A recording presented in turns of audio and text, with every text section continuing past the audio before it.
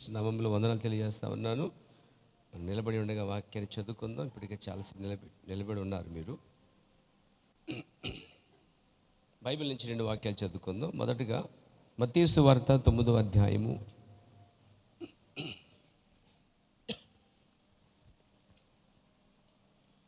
18వ వచనం నుండి 22 వరకు మనం ముందుగా చదువుకుందాం. ఎవరైనా చదివి వినిపించగలరు? ఆయన ఈ మాటలు వారితో చెప్పుచుండగా, ఇదిగో ఒక అధికారి వచ్చి ఆయనకు మొక్కి, నా కుమార్తె ఇప్పుడే చనిపోయినది, అయినను నీవు వచ్చి నీ చెయ్యి ఆమె మీద ఉంచుము, ఆమె బ్రతుకును అనెను. యేసు లేచి అతని వెంట వెళ్ళాను. ఆయన శిష్యులు కూడా వెళ్ళిరి. ఆ సమయమున ఇదిగో 12 సంవత్సరముల నుండి రక్తస్రావం ఒక స్త్రీ, నేను ఆయనపై వస్త్రము మాత్రం ముట్టితే బాగుపడుదునని తనలో తాను అనుకుని ఆయన వెనుకకు వచ్చి ఆయన వస్త్రపు చెంగు ముట్టెను.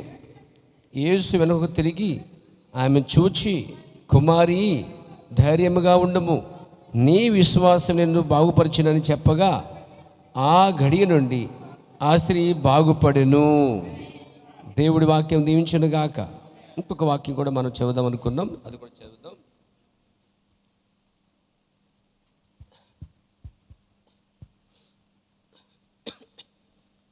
యాకోబు రాసిన పత్రిక 5వ అధ్యాయము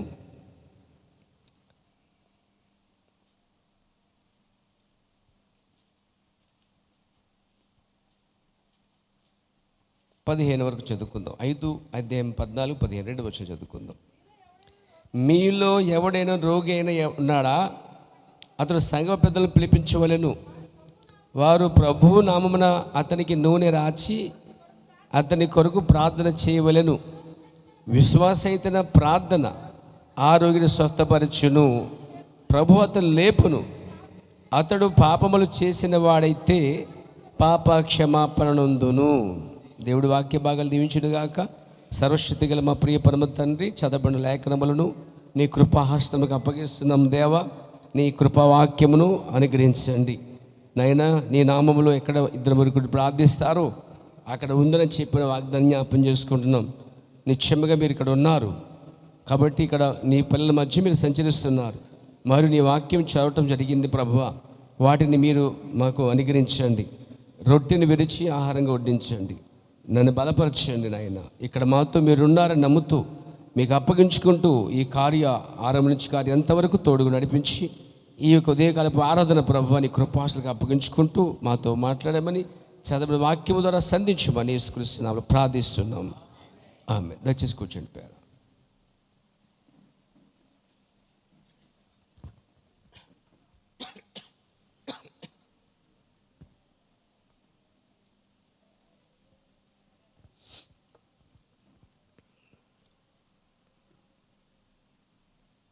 ఈరోజు మన చిన్న అంశం తీసుకుందాం పేరు. ఇంకనూ స్వస్థపరచువాడు. Still he's healer. ఇంకనూ ఆయన స్వస్థపరచువాడు. అందుకే వాక్యం ఏముందంటే ఆయన నిన్న నేడు ఏకరీతిగా ఉన్నాడు అని రాయబడింది. మన ప్రవక్త విలియబడిన చాలా సందర్భాల్లో ఆయన ఎక్కడ చూసినా నిన్న నేడు నిరంతరమును ఏకరీతిగా ఉన్నాడు అని ఎందుకు చెప్పాడంటే, నిన్నటి దినం చేసిన ఆ కార్యాలు అదే దేవుడు. దినం మారింది కానీ దేవుడు మారలేదు. కార్యాలు మారవు. Praise God. కాబట్టి ఇంకనూ స్వస్థపరిచేవాడు. ఇంకనూ స్వస్థపరిచేవాడు అంటే ఎలా, ఏ విధంగా? ఇక్కడ స్వస్థత ఒక వరమైంది. అది 12 లేక 9 వరాలలో స్వస్థత వరం అని ఎంతమంది తెలుస్తున్నది పేరు. Praise God. స్వస్థత అనేది ఒక వరం, కానీ వరాన్ని ఉపయోగించేది విశ్వాసం అండి. విశ్వాసం కూడా ఒక వరమే అన్నాడు ప్రవక్త. దేవునికి స్తుతి కలుగాక. సరిగా ఒక స్వస్థత వరము ఉన్నట్లయితే దానికి విశ్వాస వరము సరిగ్గా జోడించాలంటే అండి. స్వస్థత వరం ఉంది కానీ దానికి సరైనది ఎలా చెప్పాలంటే, ఇప్పుడు ఇది 4వ పరిమాణంలో కంటికి కనబడనివన్నీ ఇక్కడ ఉన్నాయి. ఎంతమంది నమ్ముతారండి? ఇప్పుడు క్రికెట్ ఎక్కడో ఆడుతున్నారండి, వేరే ఆస్ట్రేలియా ఎక్కడో జర్మనీయో ఎక్కడో దేశంలో, ఇంగ్లాండ్లో ఎక్కడో పాకిస్తాన్లో ఎక్కడ ఆడుతూ ఉన్నారు అనుకుందాం. కానీ ఇక్కడ టీవీ పెట్టుకుని ఆడుతున్న ఆటలు చూస్తున్నారు. ఒకటి, ఎక్కడో ఉండి వార్తలు చెబుతున్నారు. ఆమె వేసుకున్న డ్రెస్ ఏంటి, ఆ ఈగలు తిరుగుతున్నప్పుడు కూడా చూడగలుగుతున్నారండి. అంటే ఎక్కడో ఉన్నవి ఎలా వస్తున్నాయంటే ఈ గాలి తరంగాల్లోంచి అవి అలాగా పొర్లుకుంటూ గాల్లోనే ఉన్నాయటండి. సపోజ్ ఇప్పుడు ఇంగ్లాండ్లోనో, ఆఫ్రికాలోనో, సౌత్ ఆఫ్రికాలోనో, లేకపోతే ఎక్కడో చోట వాడు ఆడుతున్నారు అనుకుందాం. క్రికెట్ కావచ్చు, వాలీబాల్ కావచ్చు, లేకపోతే సంథింగ్ ఏదైనా కావచ్చు. ఆడుతున్నవన్నీ లైవ్లో ఇక్కడ చూస్తున్నారు వాళ్ళు. అక్కడ ఆడుతున్న దాన్ని లైవ్లో తీసుకొచ్చేది తెలుసండి, ఫ్రీక్వెన్సీ అంటాం దాన్ని. ఆ ఫ్రీక్వెన్సీ ఏం చేస్తుందంటే గాలిలో ఉన్న వాటిని పట్టి తీసుకొచ్చి స్క్రీన్ పైన చూపిస్తుంది అనమాట అండి. ఫ్రీక్వెన్సీ అంటున్నాం దాన్ని.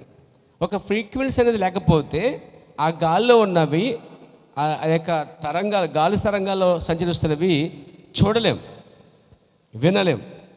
చూడాలి, వినాలంటే దాన్ని పట్టుకుని తీసుకొచ్చి స్క్రీన్ పైన చూపించే ఆ సామర్థ్యత దేనికి ఉందంటే ఫ్రీక్వెన్సీకే ఉందన్నమాట. ఫ్రీక్వెన్సీ లేకపోతే ఆ గాల్లో అలాగే ఉంటాయి. ఆ గాల్లో ఉన్న తీసే ఆ శక్తి ఎందుకు ఉందంటే ఫ్రీక్వెన్సీకి ఉందన్నమాట. ఆ విధంగానే స్వస్థత అనేది ఉంది. Praise the Lord. కానీ స్వస్థత తీసుకోవాలంటే ఫ్రీక్వెన్సీ ఎలా ఉపయోగపడద్దో అలాగే స్వస్థత తీసుకోవాలంటే ఇక్కడ కుమారి నీ విశ్వాసమని నొక్కి చెప్పాడు యేసు ప్రభువారు. కుమారి నీ విశ్వాసము అన్నాడండి. అంటే స్వస్థత వరం ఉంది, కానీ దాన్ని తీసుకోవాలంటే ఆ తీసుకోవాల్సిన వ్యక్తికి ఏమి ఉండాలంటే విశ్వాసం ఉండాలండి. ఇప్పుడు డోర్ క్లోజ్ చేసి ఉందండి, తాళం వేసి ఉంది. తాళం తీయాలంటే ముందు తాళాన్ని పట్టాలి. తాళాన్ని ఏం చేయాలి? దాన్ని పట్టుకునేది ఏదో ఉండాలండి. దేవుడు ప్రవర్తనాడు పట్టుకునేదంట విశ్వాసం అన్నాడండి. ఏమన్నాడండి? విశ్వాసం. అంటే దాన్ని పట్టుకుని ఏం చేస్తాం? తాళాన్ని మనం తిప్పడం వల్ల పెడతాం. అది తిప్పేటప్పుడు ఏమవుతుందంటే విశ్వాసం ఎలా ఉంటుందంటే ఖచ్చితంగా తెరవబడుద్ది. పట్టినప్పుడే నమ్ముతావు ఇది దాని యొక్క తాళము, నేను వెళ్ళి దాన్ని తిప్పగానే ఖచ్చితంగా డోరు ఓపెన్ అయ్యిద్ది అనేది ఒక విశ్వాసం. దేవుని స్తోత్రం కలిగాక. దేవుని ప్రవక్త అంటాడు, ఈరోజు మీరు వచ్చారు కదా, ఇది అయిపోయిన తర్వాత ఇంటికి వెళ్ళిపోతామని విశ్వాసం ఎంతమందికి లేదు? ఎంతమంది లేపడం ఏంటండి? ఖచ్చితంగా ఉంటుంది, 100% దాన్ని ఒక్కడ కూడా ఇంచు 6 ఇంచు కూడా తగ్గదు. No way. నా చెప్పులు అక్కడే ఉంటాయి. విశ్వాసం. అవునా కదా? అంటే వచ్చిన వాళ్ళు తిరిగి ఇంటికి వెళ్ళిపోతామని ఎంత నమ్ముతున్నారో మీరు ఈరోజు? నమ్మరా? ఖచ్చితంగా ఇలా కూర్చుని అందరికీ అయిపోయినా వెళ్ళిపోతాం, కానీ నమ్మకం ఉంది కదా ఇంటికి వెళ్ళిపోతామని. ఇంటికి వెళ్తాం, వెళ్ళగానే కింద దిగ్గానే బైక్ ఒకటి హట్ అని అర్థం, లేకపోతే ఏం చేయాలి, పవర్ ఒకటి ఓపెన్ చేస్తాం. అంటే నొక్కగానే స్టార్ట్ అయిపోద్ది అని నమ్ముతారా? లేకపోతే స్టార్ట్ అవుతుందా అవుతా అని వెళ్తాం మనం బైక్ దగ్గరికి. స్టార్ట్ అయిపోద్ది అని 100% ఎలాగైతే మనం నొక్కగానే స్టార్ట్ అయిపోద్దో విశ్వాసం కూడా అలాంటిదేనండి. చాలా సింపుల్గా చెప్పాడు ప్రవక్త విశ్వాసం అనేది. దేవునికి స్తోత్రం కలిగాక. మీరు ఎలాగైతే తిరిగి ఇంటికి వెళ్ళిపోతారని నమ్ముతున్నారో స్వస్థత కూడా అలాంటిదే అన్నాడండి. అంటే అంత ఈజీగా నమ్మొచ్చు, చాలా ఈజీ నమ్మొచ్చు. అది కష్టతరమైంది కాదు. మీరు ఇంటికి వెళ్ళిపోతామని నమ్మడానికి కష్టతరంగా ఉందా? ఏమంటే కష్టంగా ఉందా?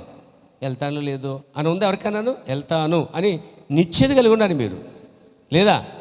దేవునికి స్తోత్రం కలిగాక. ఏదో వండుకొని వచ్చారు, టిఫిన్ కావచ్చు, లేకపోతే కూర కావచ్చు, లేకపోతే ఏదో భోజనం కావచ్చు, ఎలాగనే దాన్ని తింటాం.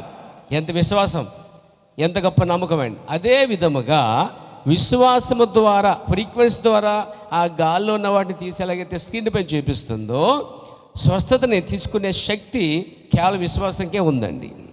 అంతేకాదు దేవుడు ప్రతి ఒక్క ఉదాహరణ ఇచ్చాడు. ఏంటి ఉదాహరణ అంటే, ఆయన సముద్రంలో చూస్తున్నప్పుడు కింద భాగంలో సముద్రం మధ్యలో ఒక వాడు ఉందన్నాడు. లోపల తెర వర్తమానం చదవండి, దాంట్లో చెప్పాడు ఆయన. ఆ వాడికి చుట్టూ లంగలు వేసాయి అన్నాడు. అప్పుడు ఎందుకు అంత లంగలు వేసబడ్డాయి? ఎంతకంత నిశ్చిత కలిగి ఉంది? ఎందుకంత ఆ భయంకర సముద్రం మధ్యలో కదలకుండా, ములగకుండా, కొట్టుకుపోకుండా, కదలకుండా, ములగకుండా, కొట్టుకుపోకుండా ఉందంటే అది కారణము చుట్టూ దానికి లంగర్లు ఉన్నాయన్నాడు. యాక్చువల్గా లంగర్లు అనేది ఎక్కడో చోట అది ఏ కొండనో పట్టుకోవాలన్నమాట. సముద్రపు అడుగు భాగాల్లో కొండలు ఉంటున్నాయి, లేక బండలు ఉంటాయి, పెద్ద పెద్ద రాళ్ళు ఉంటాయి. వాళ్ళు విడిచిపెట్టే ఆ యొక్క దాన్ని ఏమంటారు, లంగరు సుమారు ఆ లంగర్ నుంచి ఇంత ఉంటుంది, దీనికి అంత పైన ఇలాగ ఉంటుంది, ఇలా కోణం ఉంటుంది, మళ్ళీ అలా కోణం ఉంటుంది, ఇలా కోణం ఉంటుంది. ఆ 2 కోణాలు 3 కోణాలు 4 కోణాలు ఉంటాయన్నమాట. 2 కోణాలు వదిలిపెడతారు, 4 కోణాలు వదిలిపెడతారు. అది ఎక్కడో చోట కిందకు వదిలిపెట్టిన తర్వాత దాన్ని గట్టిగా లాగుతారన్నమాట. మరి ఎలాగంటే చేపను పట్టాలంటే జ్ఞానం వేసి ఎలా అయితే ఎరేసి లాగుతామో అది లాగేటప్పుడు ఎలా ఉంటుంది? విశ్వాసం ఏదో పడుతున్నట్టు ఉంది. నేను ఎప్పుడు చేపలు పట్టలేదు, కానీ చదువుతున్నప్పుడు చెప్తున్నామంట. చేపలు పట్టలేదు అర్థమైపోద్ది. మన ప్రభు చేపలు పట్టాడు తెలుసా మీకు? ఆయన చేపలు పట్టాడండి. అంటే పాస్టర్కి ఇప్పుడు చేపలు పట్టమంటారు మమ్మల్ని? నో, నేను ఆ ఉద్దేశం అది కాదు. దేవుని స్తోత్రం కలిగాక అంటే ఎర్ర తింటుంది అని తెలిసిపోద్ది. ఆ గ్యాల వేసేవాడికి టక్క లాగుతాడండి, పట్టుకుంటుంది. అలాగే ఈ లంగరు కోణం ఎక్కడో పట్టుకుంటూ తెలుస్తుంది, దాన్ని లాగి బిగిస్తారు. నలుమూలల దాన్ని గట్టిగా బిగిస్తారన్నమాట. ఇప్పుడు ఆ వాడ నిశ్చేత కలిగి అలా ఉందంటే దానికి ఆధారం ఏంటంటే కేవలము లంగరు ఎక్కడో చోట పట్టింది అన్నాడు. ప్రవర్తనడు ఈ చూడండి, ఈ లంగరు మరియు బండ వాక్యమై ఉందన్నాడు, లంగరు విశ్వాసం అన్నాడండి. అంటే నీ విశ్వాసం దేని పట్టాలి? దేవుడు వాగ్దానాలు పట్టుకోవాలండి, వదిలేయకూడదు, పట్టుండాలి, బిగించాలి దాన్ని గట్టిగా. అంటే దేవుని వాగ్దానాల్ని నమ్మగలిగినది విశ్వాసము. ఇప్పుడు ప్రవర్తనాడు అబ్రహాముకి దేవుడు వాగ్దానం చేసినది. అబ్రహాముకి ఎన్నైతే వర్తిస్తాయో, అబ్రహాముకి వాగ్దానాలు ఏవైతే వర్తించాయో వాటన్నిటిని కనుక మనం నమ్మగలిగితే అవి కూడా మన సొత్తే అన్నాడు చూడండి. దేవునికి స్తోత్రం కలిగాక. కాబట్టి మన విశ్వాసమనే లంగరు దేవుని వాగ్దానాలపైన నిలబడి ఉండాలి. ఉదాహరణకి అతడు పొందిన దెబ్బల వల్ల మనకి స్వస్థత కలుగుచున్నది అనేది ఒక వాగ్దానం, అదొక బండ, అదొక వాక్యం. దాన్ని పట్టగలిగినది ఏంటండి? విశ్వాసం అండి. దేవునికి స్తోత్రం కలిగాక. కాబట్టి విశ్వాసం అనే వరము స్వస్థత అనే వరాన్ని తీసుకురావాలన్నమాట. స్వస్థత వరం అది ఇక్కడే గాల్లో ఉన్నట్టుగా ఇక్కడే స్వస్థత కూడా ఉందండి. దేవునికి స్తోత్రం కలిగాక. కానీ దాన్ని తీసుకురావడానికి ఇందాక యాకోబుతో చదివాం చూడండి, అక్కడ ఏముందో, ఏమి రాయబడి తెలుసండి? 15 వచ్చిన విశ్వాస సహితమైన ప్రార్థన వేరు, విశ్వాస సహితమైన ప్రార్థన వేరండి. అంటే మనం చేసే ప్రార్థన పైన ఎలాంటి విశ్వాసం రావాలంటే, ఏదైతే నేను ప్రార్థిస్తున్నానో దానిపైన పూర్తి నమ్మకంతో ప్రార్థన చేసినప్పుడు విశ్వాస సహితమైన ప్రార్థన ఆ రోగిని ఏం చేస్తుంది? నువ్వు రాస్తే స్వస్థత రాదు, చేతులేస్తే స్వస్థత రాదు. ఇక్కడ ప్రార్థన చేసే ఆ వ్యక్తి విశ్వాసం పైన ఆధారపడి ఉంటుందండి. ఒకటి, వచ్చుచున్న రోగి కూడా అతను చేతులు వేసినాను, అతను ముట్టుకుంటే చాలు నాకు స్వస్థ వస్తుంది అంటే యేసుక్రీస్తు నా ఉద్దేశం. యేసుక్రీస్తుని ముట్టుకుంటే చాలు అనేది ఆమెకి విశ్వాసం ఉన్నది. Praise the Lord. అయితే ప్రార్థించే వ్యక్తి కూడా ఎలాంటిదంటే విశ్వాస ప్రార్థన రోగిని స్వస్థపరచును. అంటే ప్రార్థించేవాడు విశ్వాసం గలవాడి ఉండాలి. ఎలాగో యేసుప్రభు విశ్వాసకర్త అయి ఉన్నాడు, ఆయన విశ్వాసం కొంచెం కూడా తగ్గిద్దంటారా? మన విశ్వాసం తగ్గిద్దా? మన విశ్వాసం తగ్గదా? నేను నమ్మట్లేదు, ఖచ్చితంగా తగ్గిద్ది. యేసుప్రభు విశ్వాసము తగ్గదండి. కాబట్టి ఆయన విశ్వాసకర్త అయి ఉన్నాడండి, విశ్వాసానికి మూల పురుషుడై ఉన్నాడు, విశ్వాసానికి ఆ కేర్ ఆఫ్ అయి ఉన్నాడు. దేవునికి స్తుతి కలుగాక. కాబట్టి ఆయన వద్దకు వచ్చినప్పుడు ఏ రోగైనా బాగుపరచబడతారని ఆయనకి విశ్వాసం ఉందండి. ఆయన వద్దకు వచ్చిన వారు ఏ రోగమైనా వారు బాగు చేయబడతారని ఆయనకి విశ్వాసం ఉంది. బట్ అయితే ఆయనకు ఉంది, కానీ వచ్చుచున్న వారు కూడా విశ్వాసము అవసరమై ఉన్నది. చూడండి, ఈరోజు 7 వారాలు 3 వారాలు ఎందుకు పడుతున్నాయంటే మొదటి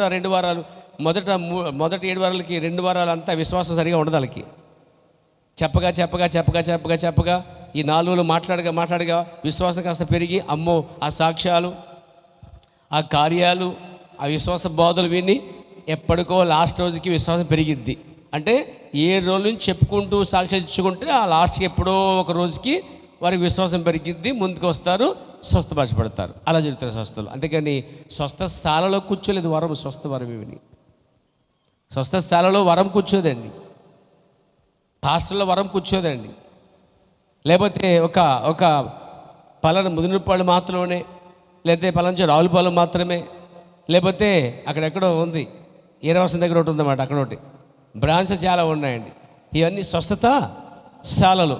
అంటే వైద్యశాలలాగా స్వస్థశాలలు అవి కాదండి. ఎక్కడ ఇద్దరు ముగ్గురు ప్రార్థన చేస్తారో అదే వైద్యశాలే ఉంది. ప్రత్యేకమైన వైద్యశాలలు లేవు. కూడుకున్న ప్రతి స్థలంలో, ఆరాధించే ప్రతి స్థలంలో, విశ్వాసమైన ప్రతి స్థలంలో వైద్యం జరిగిద్ది. దేవునికి స్తోత్రం కలుగాక. అందుకే గొప్ప వైద్యుడు ఇక్కడ ఉన్నాడంట. ప్రవక్త నేర్పాడు, గొప్ప వైద్యుడు మన మధ్యలో ఉన్నాడని. దేవునికి స్తుతి కలుగును గాక. కాబట్టి ఇక్కడ విశ్వాసం అంటే ఆయన ఇంకా స్వస్థపరచుడిగానే ఉన్నాడు. కానీ జనులు ఆ స్వస్థత తీసుకోగలరా? దానికి తగ్గ విశ్వాసం వారికి ఉందా? దేవునికి స్తోత్రం కలుగాక. ఏమన్నాడు? కుమారి ధైర్యంగా ఉండము, నీ విశ్వాసము నిన్ను బాగుపరచునని చెప్పగా ప్రభు నామ మహిమ కలుగాక. అంటే ఆయనకి అన్లిమిటెడ్ బిలీవ్, అన్లిమిటెడ్ విశ్వాసం ఆయన యేసు ప్రభుకు ఉంది. ఏమంటారు? ఉందా లేదా? కానీ ఉండవలసింది ఎవరికి? ఇప్పుడు కొంతమంది అంటారు అపోస్తల కాలంలో అద్భుతాలు జరిగాయండి, అపోస్తల కాలంలో స్వస్థతలు జరిగాయండి, ఇప్పుడు ఈ కాలంలో స్వస్థతలు లేవండి. అప్పట్లో వాళ్ళు అంత గట్టిగా ఉన్నారు కాబట్టి, గట్టిగా నమ్మరు కాబట్టి, విశ్వాసాన్ని బట్టి స్వస్థత జరిగాయి అంటే వాళ్ళు ఒప్పేసుకుంటారండి. ఏంటంటే అప్పట్లో విశ్వాసం గట్టిగా ఉంది, ఇప్పుడు అంత విశ్వాసం లేదు కాబట్టి స్వస్థతలు లేవని ఒప్పేసుకున్నారు. అంటే ఇప్పుడు విశ్వాసంపైనే ఆధారపడి ఉంది స్వస్థత. యేసుక్రీస్తు వారి గురించి ప్రవక్త ఏమంటే ఆయన స్వస్థపరచువాడు అని, ఆయన తాగితే స్వస్థ వస్తుందని, ఆయన ముట్టితే స్వస్థ వస్తుందని, ఆయన వద్దకెళ్ళి అడిగితే, ఆయన మాట్లాడితే స్వస్థత వస్తుందని నమ్మకుండా యేసుక్రీస్తు రాసుకున్న, ఏమండి పూసుకున్న స్వస్థత రాదంటండి. ఇంక అర్థమైంది మీకు చెప్పింది. యేసు చెప్పాడు, ప్రవక్త చెప్పాడు. యేసువారు స్వయంగా ఇక్కడ నిలబడి ఉండగా నువ్వు వచ్చి అలా ముట్టుకున్నా, ఏమంటే తాకినా, రాసుకున్నా నీకు స్వస్థత రాదంటండి. ఎందుకు రాదు? ఇక్కడ 12 సంవత్సరాల నుంచి బాధపడుతున్న ఆ స్త్రీ విశ్వాసంతో వచ్చిందండి. సంఘానికి ఒక విశ్వాసి, రోగం గలవారు, వ్యాధి గలవారు, స్వస్థత కావలసిన వారు విశ్వాసంతో రావాలి. Praise the Lord. విశ్వాసంతో వస్తేనే ఎక్కడైనా స్వస్థత జరిగిద్దండి. స్వస్థతకి ఒక ప్రత్యేక స్థలాలు అంటూ లేవు బైబిల్లో. చూడండి, యేసుక్రీస్తు వారి గురించి ఆలోచించండి. ఆయన ఉదయకాలంలో స్వస్థపరిచిన సందర్భాలు ఉన్నాయి, మధ్యాహ్న కాలంలో స్వస్థపరిచిన సందర్భాలు ఉన్నాయి, సాయంకాల సమయంలో కూడా ఉన్నాయి. చదువుతారా? మార్కు సువార్త 4వ అధ్యాయం చదవండి పేరు ఒకసారి. ప్రభువు నామమున మహిమ కలుగాక.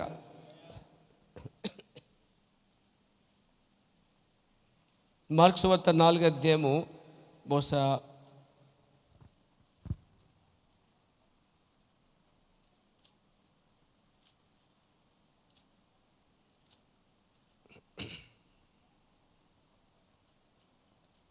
1 సెకండ్ లూకా సువార్త, లూకా 4:40 వచ్చినమండి.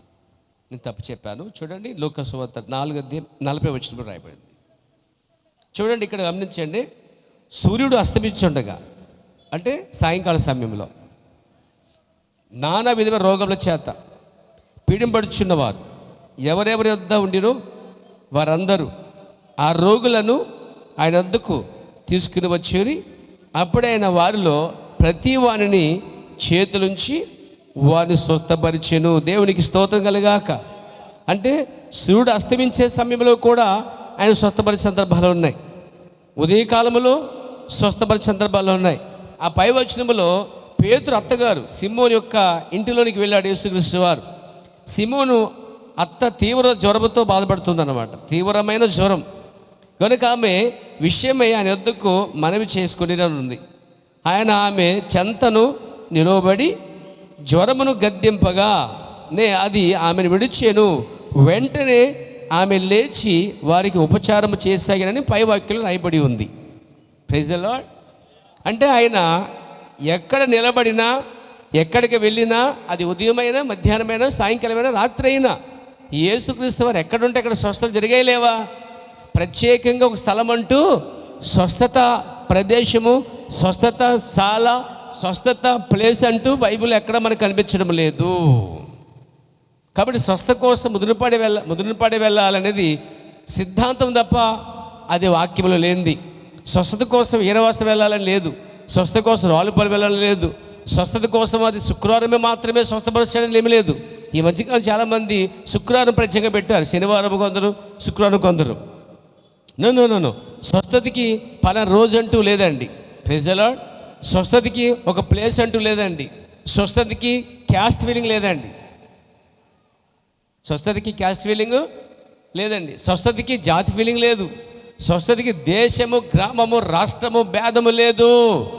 ఎందరైతే అనద్దుకు వస్తారో దేవుడు వారందరినీ పక్షపాతం లేకుండా మరి ఆయన స్వస్థపరిచేవాడిగా ఉన్నాడు. ఆ కారణం చేత యేసుక్రీస్తు నిన్న నేడు నిరంతరమును ఏకరీతిగా ఉన్నాడు. మారినవాడు, మార్పు లేనివాడు. ప్రియారా, దేవుడు నాకు నామన మహిమ కలుగాక, స్తుతి కలుగునుగాక. కాబట్టి స్వస్థత అనేది కేవలము విశ్వాసంలో తీసుకోవాలండి. ఆ రోజు స్వస్థతలు ఉన్నాయి, పౌలు కాలంలో ఉన్నాయి, అపోస్తలుల కాలంలో ఉన్నాయి, యేసు కాలంలో ఉన్నాయి, సంఘకాలాల్లో ఉన్నాయి. ఇప్పుడు మనం చివరి కాలము లౌదిక సంఘకాలం. ఈ లౌదిక సంఘకాలంలో చివరిలో మనం వచ్చేసాం. ఇప్పుడు కూడా ఆ మొదట ఏ విధంగా అయితే ఉన్నాడో ఆ రోజు, చివరి రోజు కూడా అలాగే ఉన్నాడు. మొదటి గడియ ఎలా ఉన్నాడో ఇప్పుడు అలాగే ఉన్నాడు. అంటే స్వస్థత విషయంలో ఆయన నిశ్చత కలిగి ఉన్నాడు. పొందవలసింది, తీసుకోవాల్సింది మనమే. దానికి కావాల్సింది విశ్వాస వరమే. విశ్వాసాన్ని బట్టే స్వస్థత. విశ్వాసము లేకుండా ఒకడు దేవునికి ఇష్టం ఒకట అసాధ్యమని హెబ్రీ పత్రిక 11వ అధ్యాయంలో రాయబడి ఉంది. కాబట్టి విశ్వాసైతే ప్రార్థన రోగిని బాగా చేస్తుంది. ఇప్పుడు ఎవరికైనా రోగం ఉంది, బాలేదనుకోండి, బాధతో వ్యాధితో ఉన్నారనుకోండి, సంఘంలో కొంతమంది పెద్దలు కలిపి లేక పాస్టర్ కలిపి వెళ్ళి ఒక నూనె రాసి ప్రార్థన చేస్తే వారికి స్వస్థ వస్తుందని ఎవరు చెప్తున్నారు? దేవుని వాక్యం చెప్తుందండి. దాని ప్రకారంగా నమ్మి మనం ముందుకు వెళ్ళి ఒక చోట ఎవరైనా రోగులే ఉంటే అక్కడ కూర్చుండి ప్రార్థన చేసి అక్కడ 4-5 పెద్దలు వెళ్ళి నూనె రాచి చేతులు వేసి ప్రార్థన చేస్తే స్వస్థత వస్తుంది రాదా? విశ్వాస ప్రార్థన రోగిని అయితే రోగం గలవారే ఆయన వద్దకు రావాలండి, లేదా కౌరు పెట్టాలి. 2, బాలేదు, నీ దాసుడు అస్వస్థ ఉన్నాడు అన్నప్పుడు కౌరు పెట్టారండి వాళ్ళు. రోగి అయి ఉన్నాడు ఎవరు? లాజరు. కౌరు పెట్టారు ఆయనకి. అంటే ఇక్కడ ఏంటి? ఎవరికైతే బాలేదు, బైబిల్ ఉంది కదా, మనం చదవం చూడండి, యాకోబు పత్రిక చదవం. మీలో ఎవడైనా రోగి అయి ఉన్నాడా వాడు సంఘ పెద్దలను పిలిపింపవలెను, పిలుచుకోవాలి. సంఘములో ఒక పద్ధతి ఉన్నది, సంఘ పెద్దలు ఉన్నారు, సంఘ కాపర ఉన్నాడు. నీకు విశ్వాసం ఉండాలి ముందు. దేవునికి స్తోత్రం కలిగాక. అప్పుడు ఏం చేయాలంటే, నువ్వు ఒకవేళ అలాంటి బలహీనలో ఇంటి దగ్గర ఉన్నట్లయితే నువ్వు ఆ పెద్దలు పిలిపించుకొని వాక్య ప్రకారంగా నూనె రాయించుకొని ప్రార్థన చేస్తే అది లేఖనం, అది వాక్యం. భూమి ఆకాశం గతించిపోయిన ఎన్నడూ వాక్యం తప్పబోదండి. మీకు విశ్వాసం లేదండి? నమ్మకం లేదండి? దేవునికి స్తోత్రం కలిగాక. భూమి ఆకాశం గతించిపోయినా ఈ వాక్యము గతించదు. మీరు నమ్మగలిగితే విశ్వాస సహిత ప్రార్థన రోగిని బాగు చేస్తుంది నమ్మగలిగితే. కాబట్టి రోగి అయిన వారు ఏం చేయాలట? వారు కౌరు పెట్టాలి. పెద్దల్ని, సంఘ పెద్దల్ని, పాస్టర్ని పిలిపించుకొని ఏం చేయాలి? నూనె రాయించి చేతులెంచి ప్రార్థన చేయించుకోవాలి. అప్పుడు ఏమవుద్ది? వారికి స్వస్థత కలిగిద్ది. దేవునికి స్తోత్రం కలిగాక. ఇక్కడ చూడండి, లూకా సువార్త 4వ అధ్యాయంలో మనం చూస్తున్నాం. అక్కడ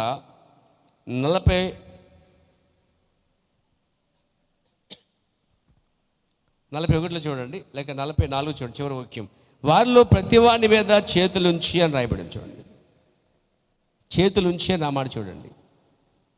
చేతులు ఆయన ఉంచాడు, స్వస్థ వచ్చింది. ఇదే మత్తయి సువార్తకు రండి. Praise the Lord. మత్తయి సువార్త చూడండి, 9వ అధ్యాయము. ఇందా మనం చదువుకున్న వాక్యం భాగం.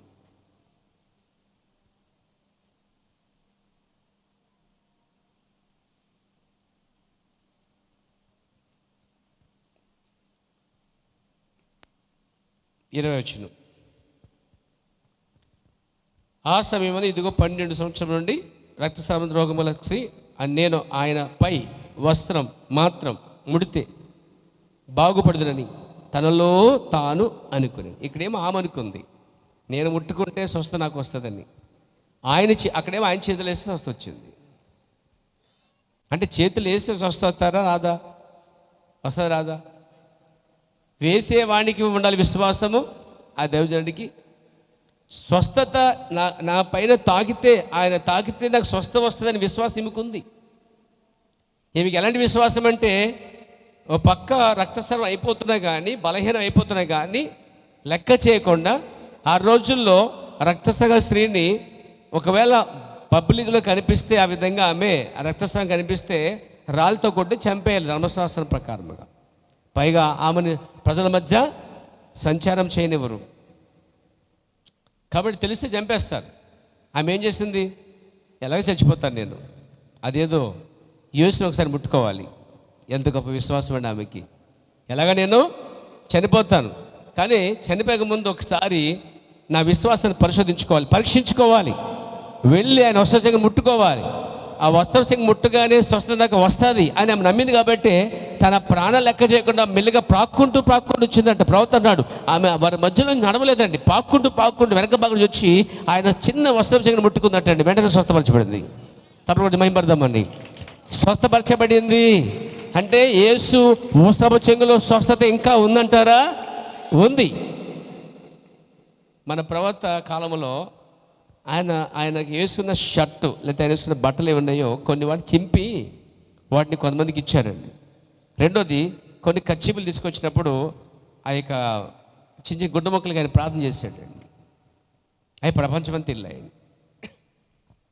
ఒకటి నాకు కూడా వచ్చింది, నాకు కొత్త బైబిల్లో ఉంటుందండి. Praise the Lord. అంటే ఇక్కడ చేతులు వేస్తే స్వస్థ వస్తుంది, ఓకే, ఆల్ రైట్. వస్త్రపు చెంగు పట్టుకుంటే స్వస్థత, ఆల్ రైట్. తలపైన వేస్తే స్వస్థ వస్తుంది, ఆల్ రైట్. ఏంటి కచ్చి ముట్టుకుంటే స్వస్థ వస్తుందా? ఆల్ రైటా కాదా అంటే బైబిల్లో పౌలు కాలంలో చూస్తాం దాన్ని. పౌలు కొన్ని చేతి రుమాళ్ళు ఆయన ఎదుగు తీసుకొస్తే పౌలు చేతులు ఇచ్చి ప్రార్థన చేశాడు. మరి విశ్వాసం ఉందా ఇప్పుడు?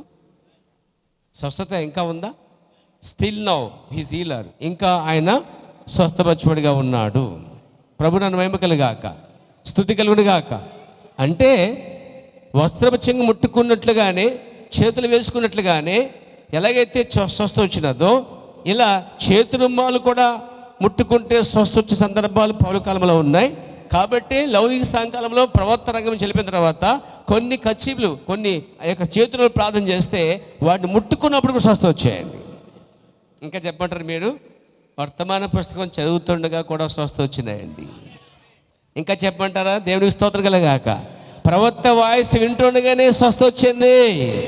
ఇంకా చెప్పంటారా? ఆరాధిస్తుండగా, గణపరుస్తుండగా రోగులు బాగుపరచబడ్డారండి. స్తుతిలో శక్తి ఉన్నది, స్తుతిలో స్వస్థత ఉన్నది. అలాగే సువార్త ప్రకటిస్తుండగానే అనేక రోగులు బాగుపడ్డారండి. అంతేకాదు, యేసుక్రీస్తు అన్నాడు, 10 మంది వచ్చారు, ఏం కావాలి? అయ్యా మాకు స్వస్థ కావాలి. ఆయన చేతులు వేయలేదు, ప్రైజ్ ది లార్డ్. రుమాలు ఇవ్వలేదు, ప్రైజ్ ది లార్డ్. దేవునికి స్తోత్రం కలగాక. ఇంకే పోండి అన్నాడండి. నోటి మాట ద్వారా స్వస్థ వచ్చిందండి. వస్త్రపు చెంగు ద్వారా స్వస్థ వచ్చిందండి. ఆయన ఒక చోటకి వెళ్ళి ఉమ్ము వేసి బురద చేసి ఒకడికి ఏం చేశాడు? కనుగుడ్ల పైన పూత పోసి వెళ్ళి ఆ శిలోను కోనేటిలో కడుక్కోమని చెప్పాడు. వాడు ఇంకా ఒక మాట అడగలే, చేతులు ఏ ప్రవ్వా, వస్త్రం ఈ ప్రవ్వా, కచ్చిపి ప్రవ్వా, చేతులు మళ్ళీ ప్రవ్వా అడగలే. నమ్మాడు, వెళ్ళాడు, కడుక్కున్నాడు, స్వస్థ వచ్చిందండి. దేవునికి స్తోత్రం కలగాక. మరి ఇన్ని రకాలుగా స్వస్థ వచ్చినప్పుడు మన మధ్య ఎందుకు జరగదు? ఎందుకు జరగట్లే? ఎందుకు జరగవు? పడుదల ఉందా? విశ్వాసం ఉందా? ఏదన్నా ఆత్మవిశ్వాసం ఉంటే సాధిస్తామండి. నాకు ఎందుకులే అనుకుంటే ఏం చేయలేం, నేనే చేయగలను ఆ పని. ఇంతమందిలో ఎవరు వస్తారు ముందుగా అంటే, నాకే స్వస్థత కావాలని విశ్వాసం ద్వారా. దేవునికి స్తోత్రం కలగాక, దేవునికి మహిమ కలగాక. ఎవరికి నమ్మకం ఉంది ఇక్కడ ఇంతమందిలో? ఎలాంటి నమ్మకము? ముట్టుకుంటే స్వస్థత, పలికితే స్వస్థత, ఆయన ఉమ్ములో స్వస్థత, ఆయన చూపులో స్వస్థత, ఆయన వస్త్రశంఖలో స్వస్థత. ఓ నిజంగా ఆయన ముట్టుకుంటే స్వస్థత అంటే నిలువెల్లా స్వస్థత అండి. కానీ దాన్ని తీసుకొని విశ్వాసం కావాలి. ఆయన విషయంలో, స్వస్థ విషయంలో 100% రైట్గా ఉన్నాడండి ఆయన. కానీ మనం తీసుకోవడానికి కావాల్సిన విశ్వాసం మనకు రావాలి. విశ్వాసం రావాలంటే నువ్వు బైబిల్ బాగా చదవాలి, ప్రభుని బాగా స్తుతించాలి, ప్రభుని ఆరాధించాలి. ఆమేన్, ఆమేన్. దేవునికి స్తోత్రం కలుగాక, దేవునికి మహిమ కలుగాక. వాక్యాన్ని బాగా వినాలి. వినటం వల్ల విశ్వాసము పెరిగింది. ఏ వినాలి? వాక్యం గురించి, క్రీస్తు యేసు గురించిన సందేశాలు వినాలి. ఆయన చేసిన అద్భుతాలు, స్వస్థతలు, విశ్వాస కార్యాలు ఇవన్నీ చదువుకుంటూ ఈ కార్యాలు బోధించినప్పుడు విన్నట్లయితే ఖచ్చితంగా స్వస్థత వస్తుంది. ప్రభునామమున మహిమ కలుగాక. ఒకసారి మన ప్రవక్త ఒక విధురాల కోసం మాట్లాడుతున్నాడు. విధురాలికి ముందుగా ఒక భర్త ఉన్నాడు. ఆమెకి ఆ భర్త టైంలో దేవుని అడిగిందంట గర్భఫలం కావాలని. వింటున్నారా? అక్కడ కొండల్లో ఒక చర్చ్ ఉంది. ఆ కొండల్లో బోధించిన సేవకుడు దగ్గరికి వెళ్ళి కూర్చుందనమాట. అందరితో పాటు కూర్చుంది ఆమె. ఆ రోజు ఆ సేవకుడు నిలబడి ఏలియా కోసం మాట్లాడాడట. Praise the lord. ఏలియా గురించి మాట్లాడుతున్నప్పుడు ఏలియా గురించి ఉన్న సబ్జెక్ట్లో, అయ్యా నాకు ఒక కుమారుడు కావాలని అడిగింది ఎలీషా కాలంలో. Praise the lord. ఎలీషా అన్నాడు, సరే నాకు ఇంత మర్యాద ఇచ్చావు కాబట్టి షునేమిరాలు నీకేమి ఆశిస్తున్నావు? అయ్యా నాకు యజమానుడు వృద్ధుడే ఉన్నాడు, నాకు అని అడిగినప్పుడు, సరే మీద కుమారుడు పుడతాడని చెప్పాడు. ఈ స్టోరీ అంతా చెప్తుంటే ఆమెకు వచ్చిన మొత్తం విందటండి. Praise the lord. దేవునికి మహిమ కలుగాక. అంతమందిలో ఆమె విశ్వాసం గలదే పోయి దేవుని అడిగిందట. ఎలీషా దినాల్లో ఎలాగైతే అడిగితే సంతానం ఇచ్చావో అలాగే నాకు కూడా సంతానం ఇవ్వు ప్రభు అని అడిగిందట విశ్వాసంతో. అంతమంది నా వాక్యంలో ఆ మొక్కతేలు అడిగిందట అండి. దేవుడు ఆమె దర్శించాడు. దేవునికి స్తోత్రం కలుగాక, దేవునికి మహిమ కలుగాక. చాలా కాలం ఆ బిడ్డను తీసుకొచ్చింది, వెళ్తా ఉంది, వస్తూ ఉంది. ఈలోపు ఆ బిడ్డ బలహీనపరచబడ్డాడట. అర్థమైంది మీకు చెప్పింది? బలహీనపరచబడిన ఆమెని ఆ బిడ్డ అక్కడే పెట్టి ఏం చేసింది? విశ్వాసంతో చచ్చుకొచ్చిందంట ఆమె. ఆ రోజు తీసుకున్న అంశం ఏంటంటే, నా కుమారుడు బతకడానికి నేను అడిగానా, చేశానా, ఇదిగో నువ్వే ప్రార్థన చేస్తే ఇచ్చాడు, ఈ బిడ్డ విషయంలో నువ్వే చూసుకో, నాకు తెలియదు, ఇక నువ్వే బతికించగలవు అని ఆమె అడిగింది. అప్పుడు ఎలీషా వెళ్ళి ఏం చేశాడంటే ఆ బిడ్డకి ప్రార్థన చేశాడు. అనగా చక్కగా గదిలోకి వెళ్ళి ప్రార్థన చేస్తే ఆ బిడ్డ 7 మార్లు తుమ్మింది అని ఈ ప్రసంగం అంతా చేశాడటండి. దేవుని స్తోత్రం కలుగాక, దేవుని మహిమ కలుగాక. ఆమె వెళ్ళి మళ్ళీ అదే విధంగా ప్రార్థన చేసింది. ఆ బిడ్డ స్వస్థపరచబడ్డాడు. దేవుని మహిమ కలుగునుగాక, స్తుతి కలుగునుగాక. అదే కార్యం మన ప్రవర్తన దినంలో జరిగిందండి. మళ్ళా మన ప్రవర్తనలో జరిగిందండి. మన ప్రవర్తన దినాల్లో అదే ప్రసంగం చేస్తున్నప్పుడు ఒక సహోదరి ఏం చేసిందంటే వెళ్ళి ఆమె ఏం చేసిందంటే విని అదే కార్యం చేసింది, అదే స్వస్థపరచబడింది. కానీ ప్రవక్త వేరే స్థలంలో ఉన్నాడు, ఈమె వేరే స్థలంలో ఉంది. దేవునికి మహిమ కలుగాక. ఆమె ఏవైతే కొండలకు వెళ్ళి వాక్యం వచ్చిందో అదే విశ్వాసంతో ఆమె నిలబడి తన కుమారుడు రోగి అయినప్పుడు ప్రార్థన చేస్తుందంట. నా దినాలు ఏలియా ఏడి అని అడిగిందంటండి. అప్పుడు ఈ ఏలియా, అసలు ఏలియా ఈ కాలపు ఏలి విమానంలో వెళ్తున్నాడు అంటాడు. దేవునికి స్తోత్రం కలుగాక. విమానంలో వెళ్తున్నాడు. ఈమె ఒక ప్రార్థన విమానాన్ని కూడా దించేసిందండి. ఆటోమేటిక్గా విమానం ల్యాండ్ అయిపోయింది. అందరూ బయటికి రమ్మని చెప్పారు. విలియం బ్రాన్హమ్ చేతిలో లేక జేబులో ఒక కార్డు ఉందంట, పోస్ట్ కార్డు, లెటర్ వేయటానికి. ఆయన ఏం చేశాడు, సరే హాల్లో అందరూ వెయిటింగ్ చేస్తా, టైం పడుతుందని చెప్పి వచ్చి ఆయన బయటకు వచ్చాడట. బయటకు వస్తే ఫస్ట్ పరిశుద్ధాత్మ ఉంది, తిన్నగా వెళ్ళు అంది. ఆయన వెళ్తూ ఉన్నాడు అని తెలిసి ఆయనకి ఏదో కార్యం దేవుడు చేస్తాడు. ఆయనకి అనుభవం ఉంది, ఆయనకి అలవాటు ఉంది ఆ కార్యాలు. ముందుకు వెళ్తూ ఉన్నాడు, లెఫ్ట్ రైట్ చెప్తా ఉన్నది, తిన్నగా వెళ్తున్నాడు. ఆయన డ్రెస్ జర్నీ డ్రెస్ అంటండి. మన ప్రవక్త జర్నీ కూడా డ్రెస్ వేసుకున్నాడు, వేదిక మీద డ్రెస్ వేసుకున్నాడు, బయట నార్మల్ డ్రెస్ వేసుకున్నాడు. దేవునికి స్తోత్రం కలుగాక. ఒకసారి ఏం జరిగిందంటే నేను ఒకసారి ప్రార్థన అయిపోయి కింద దిగి టీషర్ట్ వేసుకున్నానండి. ఇప్పుడు లేరు ఆ కుటుంబము, వెళ్ళిపోయారు అనుకోండి, చెప్పొచ్చు. వాళ్ళు టీషర్ట్ వేసుకున్నారు పాస్టర్ అని చెప్పి అభ్యర్థపడి సంఘం విడిచిపోయి వెళ్ళిపోయారండి. ఇంకా నేను ఏం చేయాలి? ఇంత మహాపరిశుద్ధులు అనుకోలేదు నేను వాళ్ళు చూసి. వాళ్ళు మహాపరిశుద్ధులు తెలుస్తుండే కనుక లింగి పంచి కట్టుకుని వచ్చేసాడు బయట మీదకి, మొత్తం కవర్ వేసుకుని టీషర్ట్ వేసుకున్నారని చెప్పి అభ్యర్థపడి వెళ్ళిపోయారంట వాళ్ళు. ఇలా వాకింగ్కి వెళ్ళిన అభ్యంతరపడటం, జాగింగ్కి వెళ్ళిన అభ్యంతరపడటం, ఏమండి ఆరోగ్య నిమిత్తం గ్రౌండ్లో నడిచిన అభ్యంతరపడటం, ఇలా ప్రతిదానికి అభ్యంతరపడితే వాళ్ళు మనం బాగు చేయలేమండి. అది రోగం. అది ఆ రోగానికి దేవుడు తప్పాడు బాగు చేయలేడండి. నీకు ఒక విషయం తెలుసా, పురుషుడు ఏ విధంగా బట్టలు వేసిన ప్రాబ్లం లేదండి, కానీ స్త్రీయే పురుషుని బట్టలు వేసుకోకూడదు అనే విషయం తెలుసుకోవాలి ఫస్ట్. దేవునికి స్తోత్రం కలిగాక. షార్ట్లు అండ్ ప్యాంట్లు టైట్గా వేసేవి నడుస్తుంటే అవయవాలన్నీ కనబడినట్టు స్త్రీ ఎన్నడూ వేసుకోకూడదు. పురుషుడు ఎలా వేసుకున్నా గుండె గీక్కున్నా పర్లేదండి, కానీ స్త్రీ గుండె గీక్కోకూడదండి. అభ్యంతరం పడకూడదు పెద్దానికి, ప్రతి చిన్నదానికి, తుమ్మికి దగ్గికి దానికి దీనికి అభ్యంతరం పడిన వాడికి అసలే చూడండి, అలా అభ్యంతరం పడిన వాడు ఏమి ఎవరు బాగు చేయలేమండి. కానీ ఇక్కడ నేనేం చెప్తానంటే, దేనికి అభ్యంతరం పడొద్దు, వాక్య విరుద్ధమైతే అభ్యంతరం పడండి. వాక్య విరుద్ధమైంది నీ సొంత ఆలోచనలు, నీ సొంత అలంపులు, సొంత భక్తి, సొంత నీతి వల్ల ఉపయోగం లేదు. కానీ నీ నీతి, నీ భక్తి వాక్యాన్ని సరిపోతేనే దేవుడు లెక్కలో తీసుకుంటాడు తప్ప నీ సొంత నీతి వల్ల ఆయనకు ఉపయోగం లేదు. నీ సొంత భక్తి వల్ల ఉపయోగం లేదు. నీ భక్తి, నీ నీతి, నీ మారు మనసు వాక్యం సరిపోవాలి. నీ విశ్వాసం ఇప్పుడు వాక్యం సరిపోవాలి. అప్పుడు దేవుడు కార్యాలు చేయడం ప్రారంభిస్తాడండి. దేవుని నామమున మహిమ కలుగాక, దేవునికి స్తుతి కలుగాక. చూడండి, యేసుక్రీస్తు వద్దకు వచ్చినప్పుడు చాలామంది రోగులు బాగుపడ్డారు. చెవిటి వారు బాగుపడ్డారు, కళ్ళు లేని వారు బాగుపడ్డారు, చంద్రరోగులు బాగుపడ్డారు, కుష్టి వ్యాధి గల బాగుపడ్డారు. ఒకటి కాదు, కాళ్ళు లేని వారు బాగుపడ్డాడు. ఇలా ఎన్నో కార్యాలు చేశాడు. ఆ తర్వాత యేసు ప్రభు దినాల్లో అయిపోయిన తర్వాత శిష్యులు అద్భుతాలు చేశారు. నమ్ముతారు మీరు?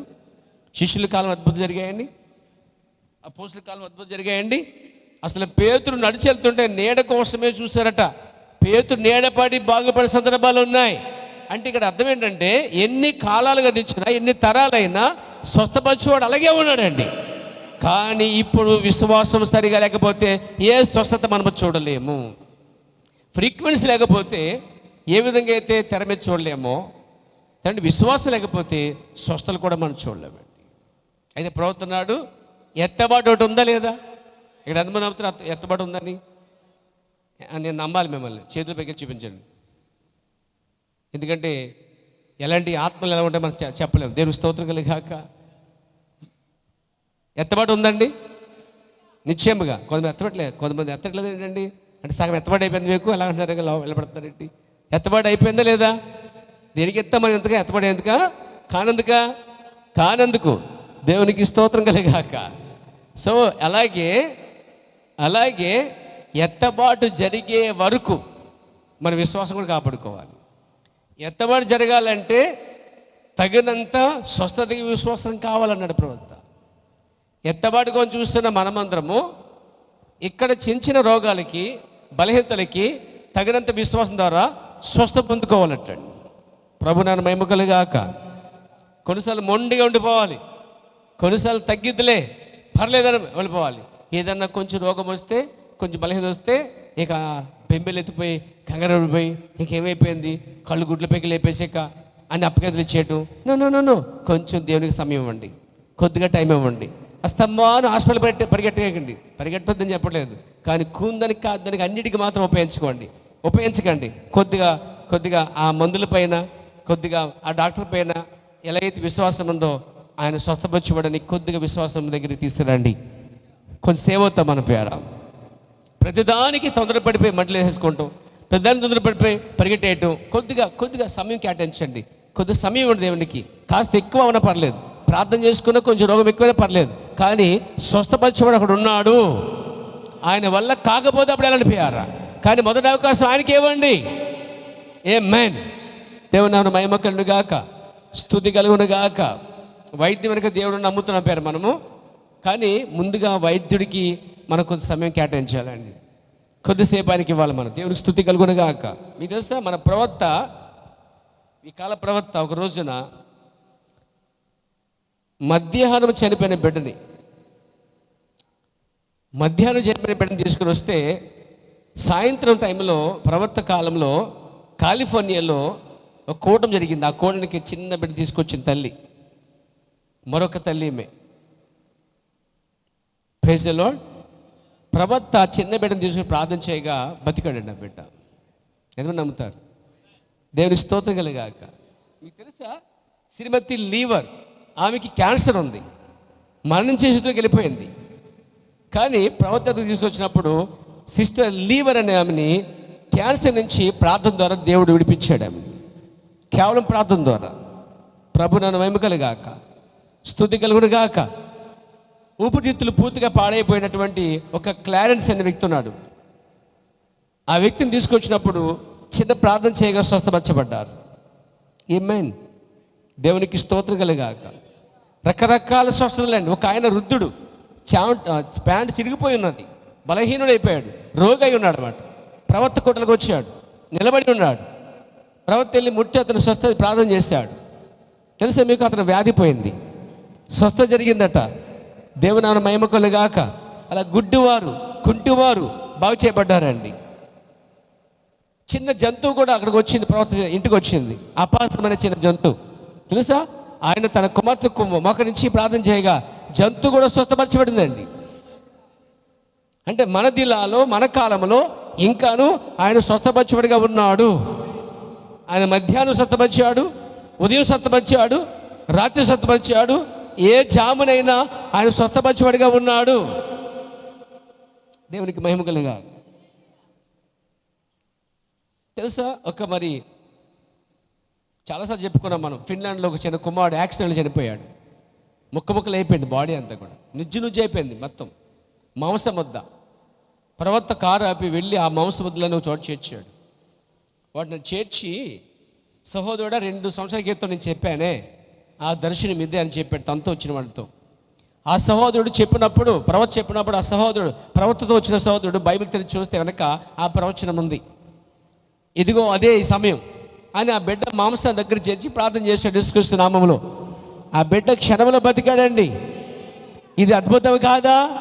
ఇది స్వస్థత కాదా? హీజ్ స్టిల్ నౌ, ఇంకా ఆయన స్వస్థపరచుడిగా ఉన్నాడు, రుజువు చేయలేదా? ఆయన నిన్న నేడు నిరంతరమును ఏకరీతిగా ఉన్నాడు, రుజువు చేయలేదా? మరి మన మధ్య ఎందుకు జరగట్లేదంటే మన విశ్వాసం సరిగా దాన్ని పట్టుకోలేకపోతుందండి. మన ఫ్రీక్వెన్సీ రిపేర్ వచ్చింది. మన ఫ్రీక్వెన్సీ సరిగా రిపేర్ చేసుకుందాం, ఈరోజే చేసుకుందాం. నాతో ఉన్నారా? దేవునికి మహిమ కలుగాక, దేవుని స్తుతి కలుగును గాక. అంటే ఎంతోమంది బాగుపడ్డారండి, ఎంతోమంది స్వస్థపరచబడ్డారండి, అనేక మంది బాగుపడ్డారు.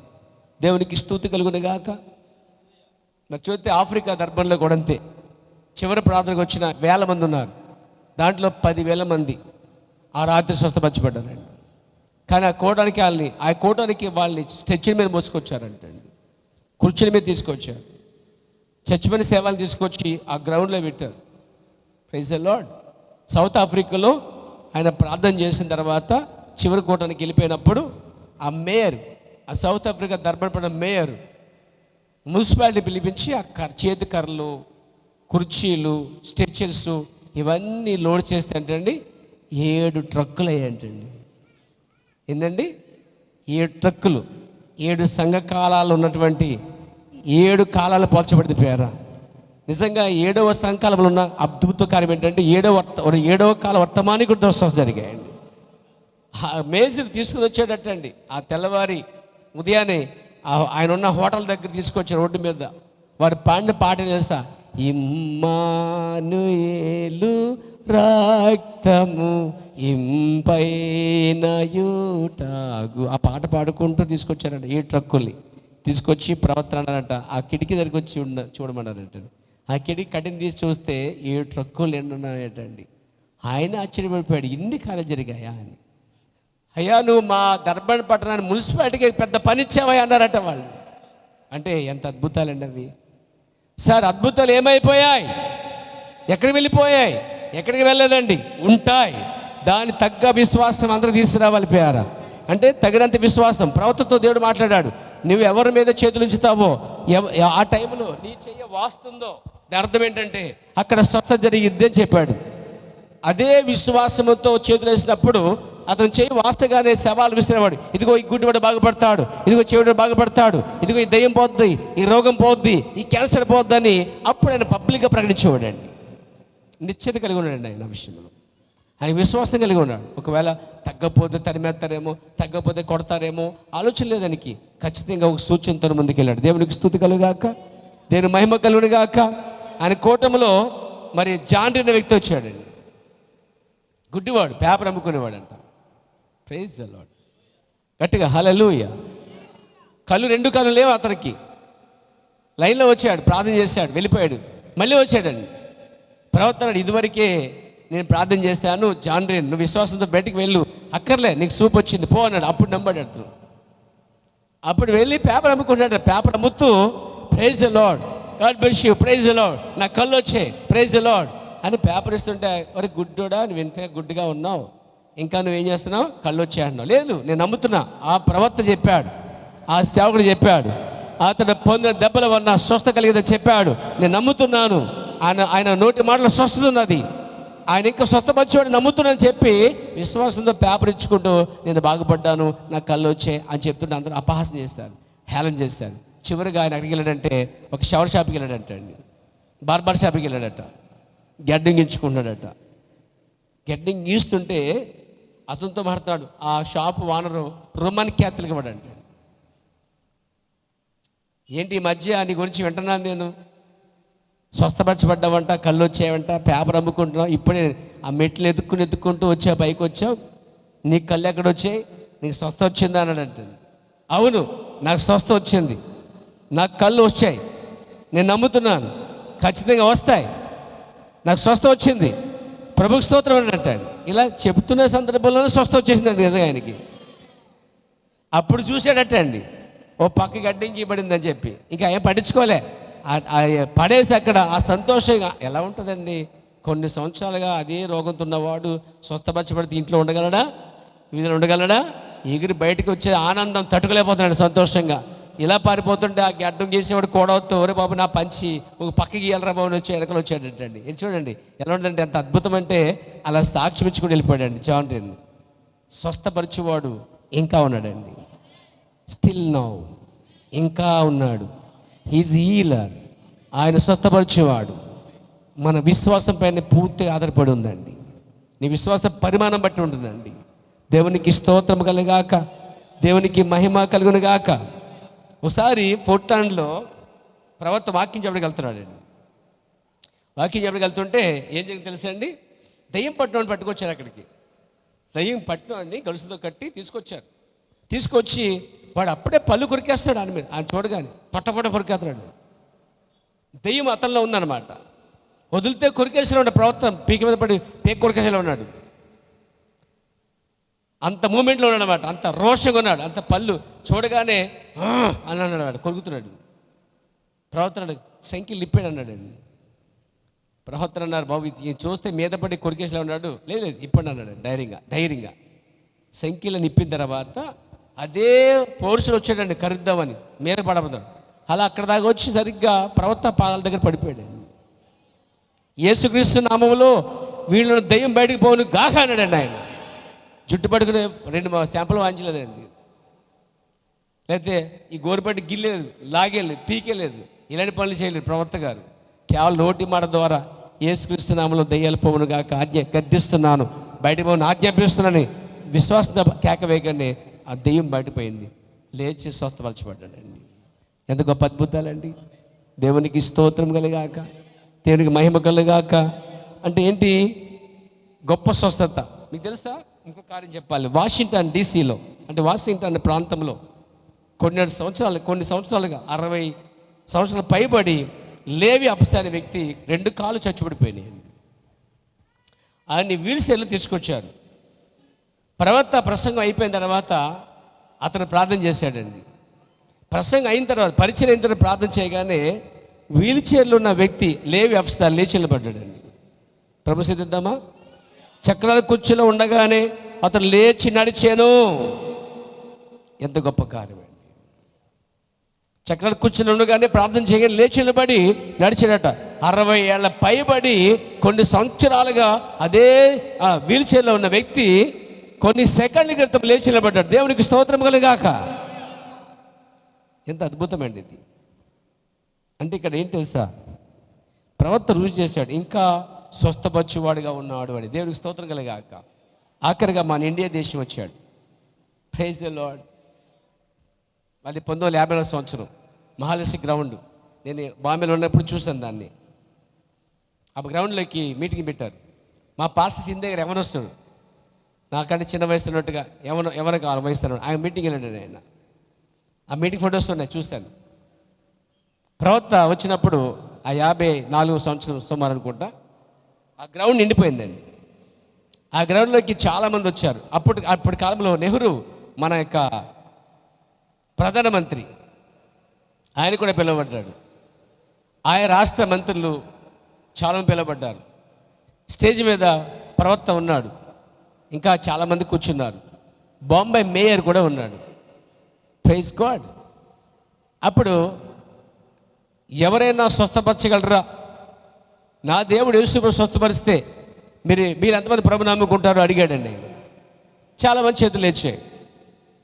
అయితే ఈ గుడ్డివాడిని స్వస్థపరిచేవాడు ఏ దేవుడైతే మీ మధ్యలో ఉన్నాడో ఆ వ్యక్తులు రావచ్చు అంటే 18 నుంచి 19 మంది గొప్ప వ్యక్తులు, అంటే రకరకాల మత గురువులు ఉన్నారండి.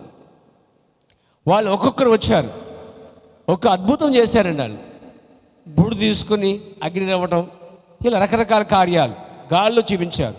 వాళ్ళు ఎన్ని చేసినా గుడ్డివాడు మాత్రం బాగుపడలే. ఒకడు వచ్చి కీర్తన 23 అధ్యాయాన్ని గాల్లో రాశాడు కళ్ళుతోటండి. మహా గొప్ప పురుషులు, పండితులు, గురువులు, అంటే అంత టాలెంట్ ఉంది వాళ్ళకి. ఇలా ఏమీ లేని చేతిలో తీయగానే చేతిలో అగ్ని రావటం, బూడిద రావటం, ఏదో అద్భుతాలు రావటం, లేక పావురు రావటం, ఇలా తీసుకొచ్చారు. కానీ ఆ గుడ్డివాడిని ఎవరు బాగు చేయలేదండి. వాళ్ళంతా కూర్చున్నారు. అప్పుడు ఈయన లేచి గుడ్డివాడిని పిలిచి, నీవు మధ్యలో సూర్యుని ఆరాధించడం వల్ల నీ కళ్ళిపోయి అవునా అని అడిగాడు. ఇతను ఎవరో ఆయనకు తెలియదు, అతను ఎవరికి తెలియదు, కానీ అతను ఒప్పుకున్నాడు అవునయ్యా అని. సరే, ఇది చెప్పిన నేను ప్రార్థన చేస్తే నీకు స్వస్థ నమ్ముతావు అన్నాడు. అది చెప్పిన తర్వాత ఎందుకు నమ్మడు? అయ్యా నమ్ముతాను అన్నాడు. ప్రభు నమ్ముకుంటావు అన్నాడు. నమ్ముతాను అన్నాడు. అప్పుడు తీసుకున్నాడు ఆయన. గుడ్డివాడిని నిలబెట్టి, ఎంతమంది వేల ప్రజల్లో ఎంతోమంది మత గురువులు, ఎంతో మత ప్రశంసలు చాలామంది వచ్చారు. కానీ నేను యేసుక్రీస్తు పక్షాన, ఈ బైబిల్ పక్షాన వచ్చానని చెప్పాడండి. ప్రభు నన్ను మహిమ కలుగాక. Praise the lord. సంతోషం లేదండి? ఒక్కడు ఇండియా దేశం వచ్చి ఈ బైబిల్ పక్షాన అంటే ఎంత ఆనందంగా ఉందో తెలుసా నాకు. ఒక్కడు నిలబడ్డాడు బైబిల్ పక్షాన. ఎలా రాయబడిందో అలా చెప్పేవాడు, ఎలా ఉందో అలా వివరించేవాడు. బైబిల్ పక్షాన ఇది కలపకుండా తీయకుండా కాపాడే గొప్ప సైన్యాధిపతి వేళ నిలబడ్డాడు. దేవునికి స్తోత్రము కలుగాక, దేవునికి మహిమ కలుగాక. అప్పుడు ఆ గుడ్డివాడితో మాట్లాడిన తర్వాత అక్కడ ఒక డాక్టర్, మెడికల్ డాక్టర్ పిలిపించి చెక్ చేయించాడండి. సరిగ్గా వినండి. Praise God. పూర్తిగా చెక్ చేసిన తర్వాత ఆ సర్టిఫికేట్ తీసుకున్నాడు. ఇదిగో మీ డాక్టర్, మీ ఇండియా బాంబే డాక్టర్ ఇచ్చిన సర్టిఫికేట్ అంటే అతడు గుడ్డివాడు, కొంచెం కూడా చూడలేదని ఇదిగో ప్రూఫ్ అని చూపించాడు. దేవునికి స్తోత్రం కలుగాక.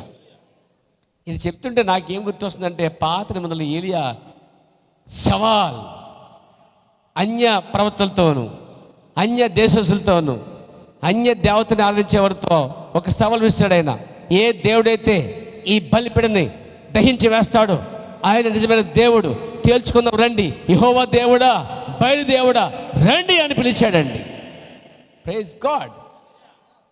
మేమని చెప్పారు వాళ్ళు. ఉదయం, మధ్యాహ్నం, సాయంత్రం వరకు వారు వివిధ ప్రయత్నం చేసినట్టు బైబిల్ చెప్తుంది. అంటే తమ దేవతల్ని, దేవుల్ని దించమన్నారు, అగ్ని కాల్చమన్నారు. ఆ పైనుంచి వచ్చి ఆ దేవతలు, ఎవరో ఒక దేవుడు వచ్చి కలుస్తాడేమని అందరు దేవతల్ని ఆరాధించేవాళ్ళు. ఆ బయలు వచ్చి కలుస్తాడేమని చెప్పి బయలా బయలా బయలా బయలా పిలుస్తూ ఉన్నారు ఉదయం, మధ్యాహ్నం, సాయంకాలం వరకు. అప్పుడు ఏలియా ఉన్నాడు, దూరంగా ఉన్నాడేమో, పడుకున్నాడేమో, లేపండి. ప్రయాణంలో ఉన్నాడేమో, అని వస్తాడేమో. బిలే హేళన చేసాడండి ఆయన, ఎక్కిరించాడు మా చెప్పాలంటే. దేవుని స్తోత్రం కలుగాక. ఒకవేళ గట్టిగా అరవండి, ఇంకా అరవండి, నిద్రపోతాడేమో, వినపట్లేదేమో, మీ అరుపులిని లేచి వస్తాడేమో, కుంభకరుడు లేగన్నట్టు. ఇన్ని చేశారండి. వాళ్ళకి ఇంకా రోషం వచ్చేసిందండి. ఇచ్చిన తర్వాత కత్తులు కర్రలు తీసుకుని కోసేసుకుంటారు, టప కోసుకుంటారు. మన కేరళ వాళ్ళు ఎక్కువ ఆ టైప్ ఉంటారు, గుచ్చుకో దెయ్యాలు కనిపిస్తారు. తెలియదు మీకు కేరళ సంగతి? బీభత్సమైన విగ్రహార్థన, బీభత్సమైన ఉల్లి వేసేసుకొని పూణెత్తుంది నాకు ఆత్మ. నాకు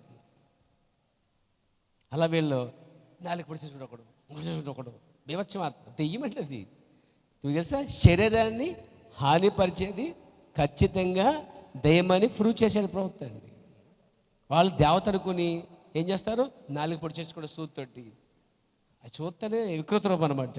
వీళ్ళు మొత్తం ఏంటి కత్తులతో మొత్తం కోసేసుకున్నారంటండి. రక్తాలు కాలిపోతున్నాయి.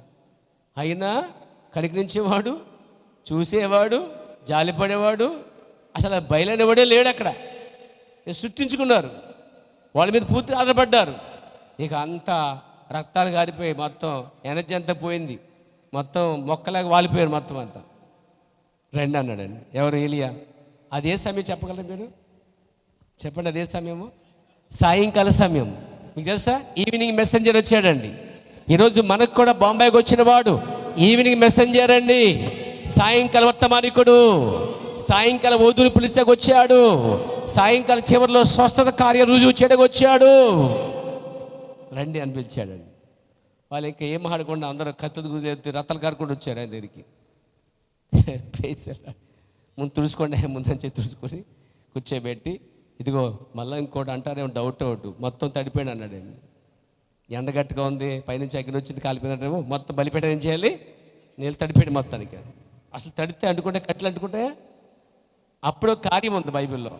అప్పటిదాకా వాళ్ళు వేసిన పెంతుకోసు గొంతులకి ఏమంటే ఆ భాషలకి కట్లో చోట్లేవు. ప్రవక్త రాకముందు ఈ పెంతుకోస్తు భాషలకి గంతులకి కట్లో చోట్లు లేవు. నానా సంస్థలకు చెదిరిపోయినాయండి అన్నీ కూడా. నేను సంస్థకి చెదిరిపోయాను, నేను ఒక కట్టిని. నువ్వు సంస్థకి చెదిరిపోయావు, నువ్వు సంస్థకి ఎక్కడో చెదిరిపోయావు.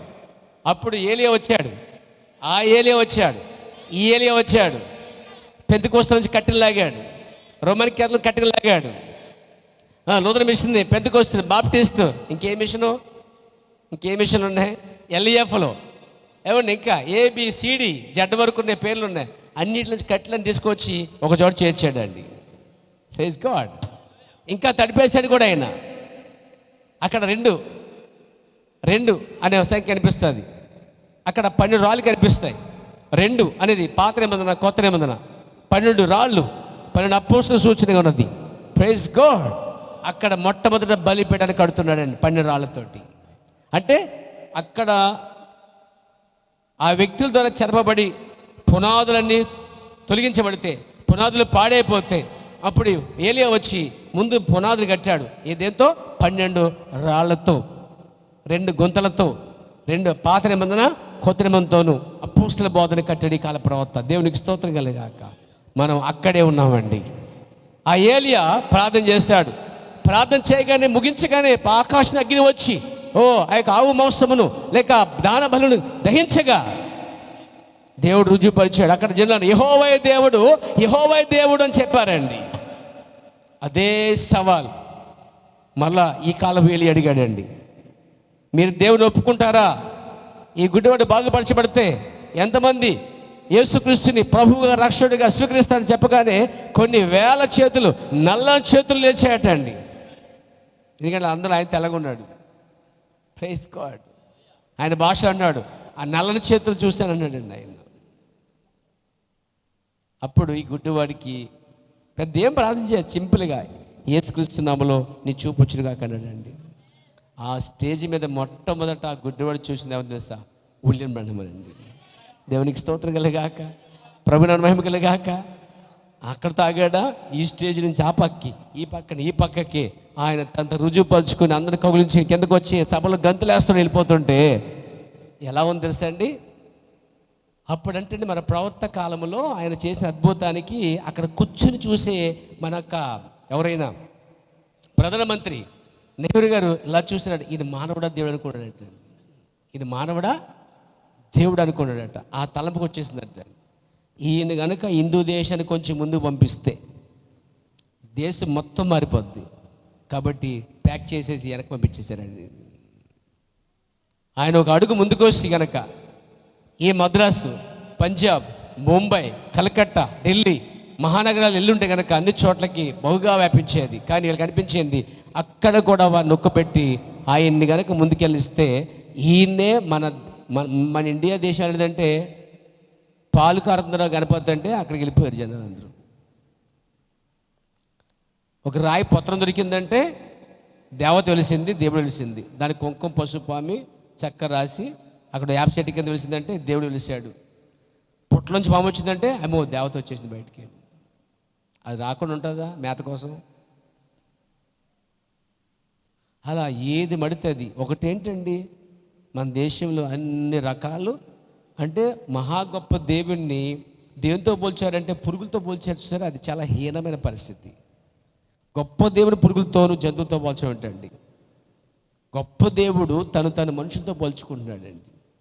తన రూపం ఇచ్చి చూసారా, తన రూపంతో ఉన్నవని పోల్చుకున్నాడు. కానీ మనుషుడు ఏం చేశాడు, ఆయన రూపాన్ని పందికి, నెమలికి, సింహానికి, కుక్కకి ఏమండి దేనికి బట్టి దానికి పోల్చారు. పేర